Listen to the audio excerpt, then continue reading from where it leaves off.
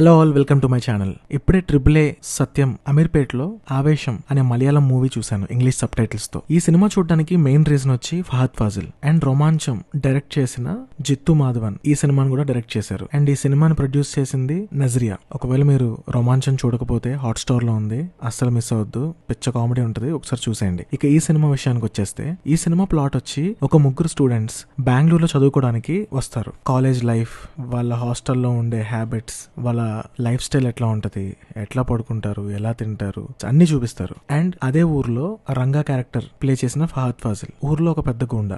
Ranga life లోకి students ఎందుకు వచ్చారు అనేదే సినిమా స్టోరీ. ముందుగా పాజిటివ్స్ మాట్లాడుకుందాం. Cinema out and out action entertainer. ఈ సినిమాలో మెయిన్ గా మనం మాట్లాడుకోవాలి అనుకుంటే ఫహద్ ఫాజిల్ రంగా క్యారెక్టర్ ప్లే చేశాడు, చింపేశాడనే చెప్పాలి. స్క్రీన్ మీద ఉన్నంత సేపు యాక్టింగ్ చేశాడు భయ్యా, అసలు మీరు భలే ఎంజాయ్ చేస్తారు. స్వాగ్ గానీ టైమింగ్ గానీ సూపర్బ్ అనే చెప్పాలి. వన్ మ్యాన్ షో, భుజాల మీద సినిమాని మొత్తాన్ని మోసాడని చెప్పాలి. ఆ మ్యానరిజం, ఆ కామెడీ టైమింగ్ చెప్పుకుంటూ పోతే ఎంత చెప్పినా తక్కువే అనిపించింది. ఈ సినిమాలో మెయిన్ గా కామెడీ అండ్ యాక్షన్ చాలా బాగా డిజైన్ చేశారు. యాక్షన్ కొరియోగ్రఫీ అయితే వేరే లెవెల్, వైల్డ్ కామెడీ ఉంటది. ఆ హ్యూమర్ డిజైన్ చేసిన విధానం అయితే సీన్ ని మీరు ఎక్స్పెక్ట్ చేయరు. ప్రతి సీన్ ని అంత బాగా యూటిలైజ్ చేసుకుంటారు. అండ్ ఈ మూవీలో ఇంకో క్యారెక్టర్ గురించి మనం ఖచ్చితంగా మాట్లాడుకోవాలి, అన్బన్ సచిన్ గోపి. ఈ మూవీకి మెయిన్ హైలైట్ అనే చెప్పాలి. హీరోకి పక్కనే ఉంటాడు ప్రతి సీన్ లో. అతను స్క్రీన్ మీద ఉన్నంత సేపు బాగా ఎంజాయ్ చేస్తారు మీరు. అండ్ స్టూడెంట్స్ గా చేసిన ముగ్గురు కూడా చాలా బాగా చేశారు. మ్యూజిక్ ఈ సినిమాకి మెయిన్ వాల్యూ ఎడిషన్ అని చెప్పాలి. ఇల్లుమినాటి అనే సాంగ్ ఉంటది, ఆ సాంగ్ కూడా చాలా బాగుంది. బ్యాక్గ్రౌండ్ స్కోర్ అయితే సినిమాకి ప్రాణం అనే చెప్పాలి. కెమెరా వర్క్ కూడా చాలా బాగుంది.